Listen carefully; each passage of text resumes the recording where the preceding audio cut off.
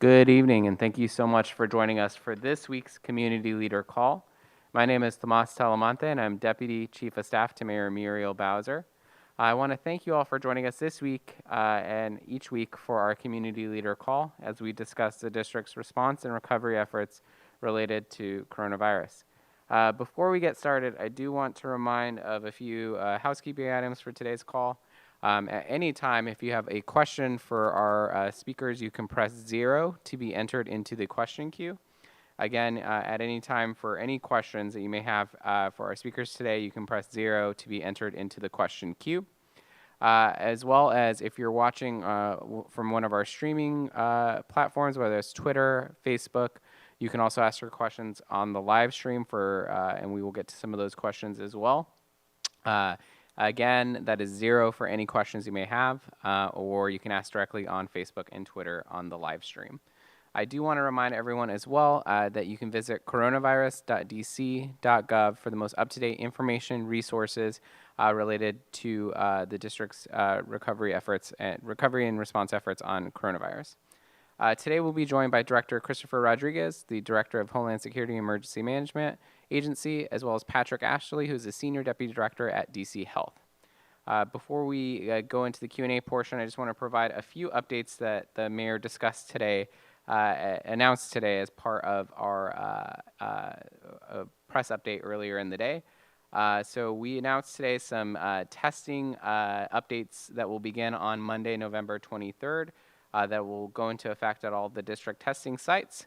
And the goal of these updates is to make our public testing infrastructure even more convenient and sustainable. The first big change that we announced is that starting on Monday, the 23rd, Nationals Park will serve as one of our citywide testing sites. That site will be open Monday through Friday from 2:30 p.m. until 7:30 p.m. And the exact location of the testing site at Nationals Park is the Geico Garage, which is located on N Street Southeast. The next update that the Mayor provided is that we are also expanding the hours at our other public testing sites. So beginning Monday, our morning and daytime sites, which includes the F Street site, the Anacostia site, and the UDC Bertie Bacchus site, they will be open from 8:30 a.m. until 1 p.m. Again, that is 8:30 a.m. till 1 p.m. And our afternoon and firehouse sites will be open from 2:30 p.m. until 7:30 p.m. Again, that is 2:30 p.m. until 7:30 p.m. The Saturday firehouse hours will continue to be noon to 4, and because we're expecting a testing rush in the week after Thanksgiving, we're working to give residents and visitors additional options by opening 4 testing sites on Sunday, November 29th. As you know, usually our public testing sites are closed on Sundays, but on the 29th, we will open engines 4, 8, 10, and 31 from Sunday the 29th from noon to 4 p.m. for testing. So for more information on that, you can visit coronavirus.dc.gov for those sites. Finally, the last big change we want to make sure everyone is aware of is that starting on Monday, we will begin collecting insurance information from people who come to the public testing sites. I want to be clear, and the Mayor was clear about this earlier today as well. Anyone who needs a test will still be able to get a test for free. No one will be turned away. No one will be charged a copay. But by collecting insurance information, we can ensure the best use of district resources, and the process will be simple. When you pre-register online, and you can pre-register online for our testing sites at coronavirus.dc.gov/register. You will be asked to provide your insurance information. That's it. It's easy. It's quick. You will not need to bring anything with you to the testing site. That's no ID, no insurance card. And if you don't have health insurance, you just click that you do not have insurance on the register page, and you'll still be able to come and get a free test. So we want to make sure that everyone is aware of those changes. And again, for more information on the locations and the hours, those are available at coronavirus.dc.gov. So before we go into our Q&A portion, we want to remind everyone again, you can press 0 now to be entered into the question queue. We will also take some questions online. So Patrick Ashley, again, the Senior Deputy Director at DC Health, will be taking our first question, which is related to our testing sites. So Patrick, we have a question about just with the testing sites. Is the turnaround for test results going to? What is the current turnaround for testing results, and do we expect a delay in those where it's currently at? Sure. Thank you, Tomas. So as we enter into the holiday season and we see test increase both because of the holidays as well as general increased demand for testing, we're talking with our laboratory partner every day just to understand what sort of demands they're having. Currently, we're seeing the testing is within our 3 to 5 day promised range. And if any of that changes, we will communicate that out through the mayor's social media. All right, thank you, Patrick. The next question is coming from our online for Patrick as well. If I do not have a DC license, can I still get tested at one of the DC testing locations? Thanks, Tomas. Yeah, absolutely. We encourage anyone who needs a test to get a test if they are a resident of DC or they work in DC.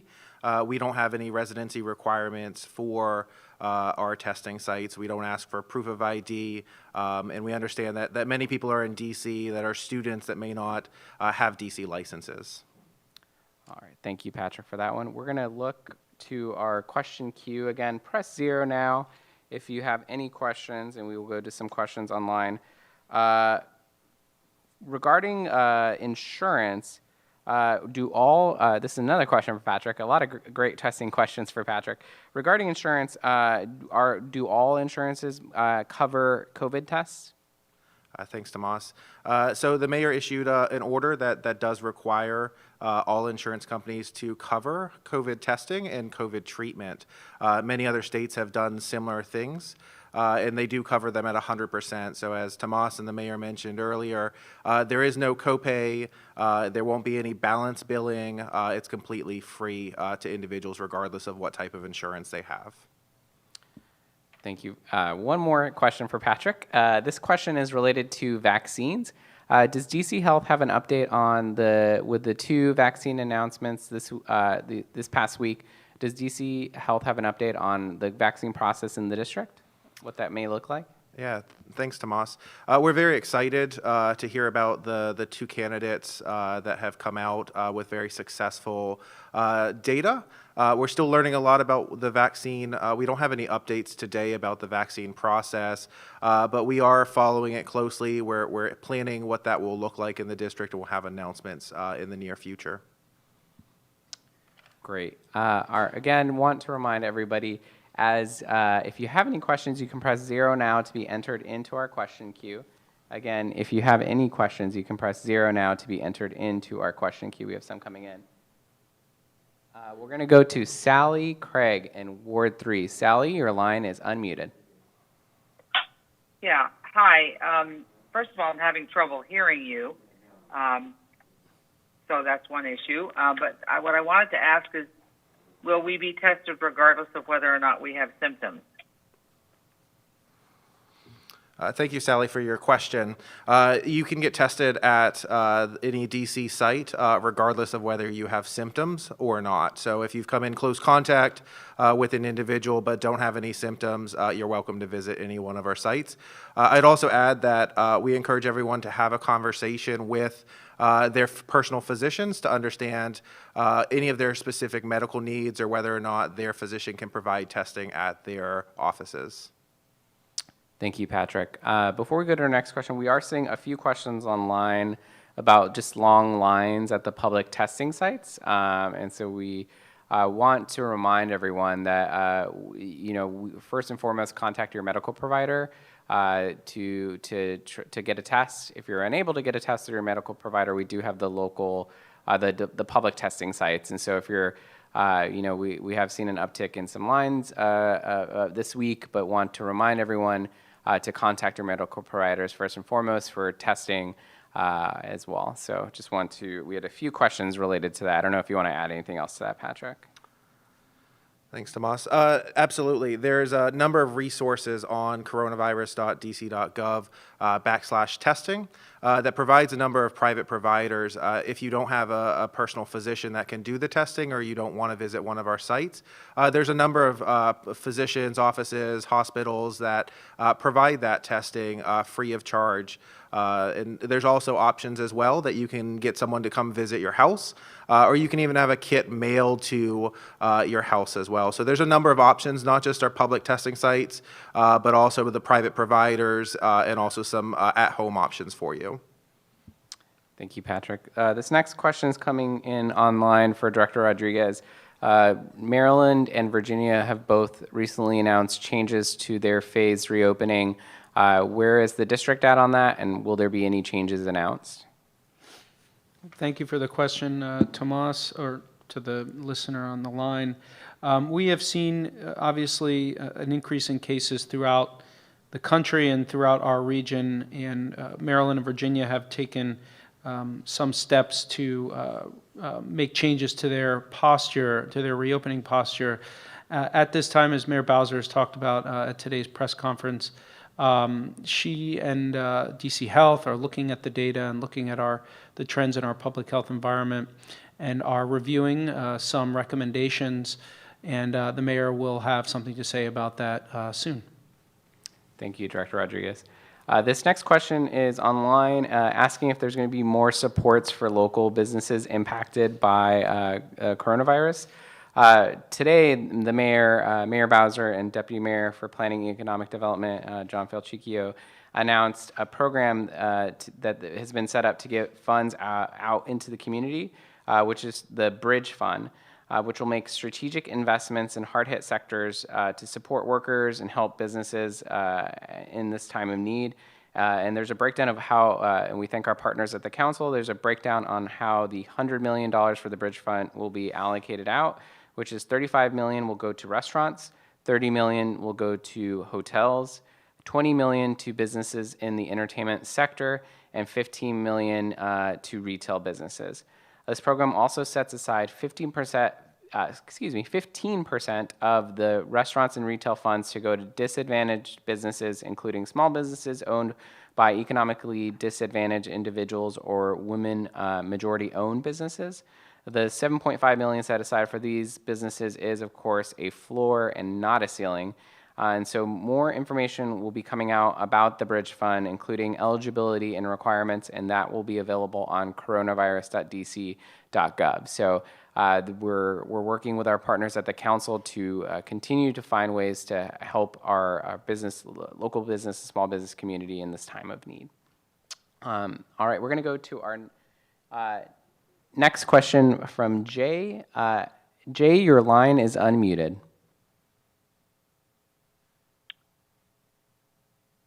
Jay, go ahead. Thank you for taking my question. My question is with the jurisdiction surrounding us. Hello?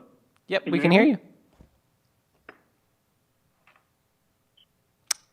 Jay, we can hear you. Oh, yeah, okay, I'm sorry. Yeah, here I go again.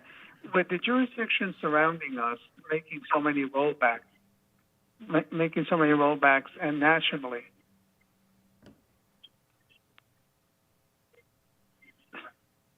and that, is the mayor considering any rollbacks that will now affect businesses? Thank you, Jay. We'll go to Director Rodriguez to answer your question, which he did a second ago, but we can provide that response again. Thank you for the question, Jay.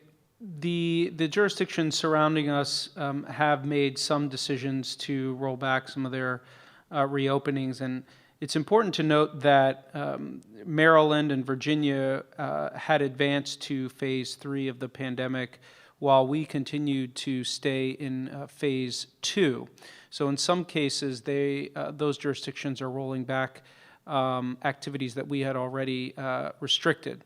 That said, DC Health it constantly looks at the data, our case data and the metrics that you can find on coronavirus.dc.gov, and the mayor's team is making recommendations to the mayor on the appropriate measures, and recommendations, if any, to roll back activities. And as I mentioned earlier, the mayor is reviewing those and will make a decision soon. Thank you, Director. Our next question is coming from online. The question is, if a resident is unable to quarantine within their apartment, is there still isolation centers available in the district for residents that need to isolate away from their family members? Thanks, Tomas. So as part of our contact tracing program, our contact tracers talk with each individual person about their circumstances, and if necessary, the district will make resources available to make sure that individuals can safely quarantine. Thank you so much for that, Patrick. Another question coming online for Director Rodriguez. Is there an update on other potential federal funds coming to the district to help assist in the recovery efforts related to coronavirus? Under the mayor's leadership since the beginning of the pandemic, the Homeland Security Emergency Management Agency, and working with the Office of Contract and Procurement and the Office of Budget and Performance Management, has been very aggressively seeking reimbursements for our operational and response costs for COVID-19. To date, we have received over $96 million in reimbursements from the Federal Emergency Management Agency into the district's funds. We don't at this time have an update on any potential additional supplemental from Congress. I know Mayor Bowser, Congresswoman Norton have been very aggressively advocating for the district's interests to be made whole for the $755 million that we were shorted in the CARES Act. And so we are continuing through that advocacy process, and our hope is that another supplemental is passed very quickly in this Congress. Thank you, Director. Before we go on to the next question, I do want to remind everyone, again, if you're joining us by phone, you can press 0 now to be entered into the question queue. We have time for just a few more questions. Or if you're watching online through Facebook or Twitter, you can also ask your questions there. We have another question from online for Director Rodriguez. Concern about hypothermia season and what protocols are in place at warming centers to ensure that there is no spread of the disease there? Thank you again for that question. We are starting to experience some cold weather. Today and over the last week, we've had some instances where we have reached freezing temperatures at night. As we did during the summer with our cooling centers, DC Health is working with the Department of Human Services to make sure that that those facilities have socially distanced activities, that masks are available. And so we'll continue to make sure that our most vulnerable residents are taken care of in our warming centers across the city. Thank you, Director. Again, if you have any questions, you can press 0 now to be entered into the question queue, or if you have questions online, you can ask on Facebook and Twitter as well. We have a question online about just the coordination between DC government with WMATA and how we're ensuring safety for essential workers on public transportation. In terms of our relationships with Metro and WMATA, that agency has been involved in our EOC very early on in the pandemic. We continue to keep in touch with them and coordinate with them, not only during steady state, but also during some of the demonstrations and protests we've seen across the city in recent months. And so that is an agency that continues to hang signage and make sure that people are aware of wearing masks and social distancing on our public transportation. Thank you, Director Rodriguez. I got another one for you, Director Rodriguez, from online. Just any update to presidential inaugural planning and what that may look like due to the coronavirus in the district? Well, I think it's important to note that for the inauguration, we've been planning for the inauguration for over 18 months. And so right now, a new president-elect has been elected, and we will work with his team on the inauguration. Our federal, state, and local partners have been engaged in planning again for months. We have a schedule of trainings and exercises over the next several weeks. But at this time, we have no further updates on the Presidential Inauguration Committee, except to say that when that is stood up, we are well poised and ready to coordinate with those individuals and those committees. All right, our next question, we have a few people online for Patrick and for the director. Just with Thanksgiving coming up, what tips DC Health or district government has for our people to be safe during the holiday? Thanks, Tomas, and thank you to those online. Absolutely, we definitely want people to be safe as they embark upon their holiday festivities. As the mayor announced today, there are signage that's available to help remind people while you're in your home to still practice safe social distancing, to be able to recognize that it's okay to wear a mask around other family members. So we want people to still be mindful and don't take a false sense of security just because they're with their family members. Each family member might be in a different household, and that means that there's increased risk for them to transmit amongst each other. Thank you, Patrick. And I do want to remind everyone as well, today we released, just as we have for small businesses, we've created signs that you can post at your home to remind people about the precautions to take when visiting your home. And so those are available on the main page at coronavirus.dc.gov. On that homepage, you can print them out, put them up, and remind people about what precautions they should take when entering your home. My favorite in particular is the one that says, "Mi casa es tu casa," but only when you wear a mask, wash and sanitize your hands, and social distance. So you can download any of those signs now at coronavirus.dc.gov to post at your home. The next question is, we're going to go to Sharon in Ward 2. Sharon, your line is unmuted. My question is, in light of all that has happened in Washington, D.C. After the election, is the mayor's office going to issue any type of permits for protesters on Inauguration Day? Would they be allowed to protest on that day? Hi, this is Chris Rodriguez. Thank you for the question. The question is, are protests going to be allowed on the Inauguration Day? So it's important to note that we, as a district government, in terms of issuing permits, First Amendment activities do not require permits. That is a constitutional right. And some of those First Amendment demonstrations take place on federal land. And so as a city, we will evaluate any permit requests that come in, and certainly will ensure that if there are residents or citizens of this country that come to our city to exercise their First Amendment rights, that they do so safely and securely. What we will not tolerate are people who come to our city and cause violence. That is where we draw the line. And so just wanted to make that point of clarification, because there are also permits that are submitted to our federal partners and federal authorities that the city coordinates with the federal government, but doesn't issue those permits. Great, thank you, Director Rodriguez. We have time for just one or two more questions.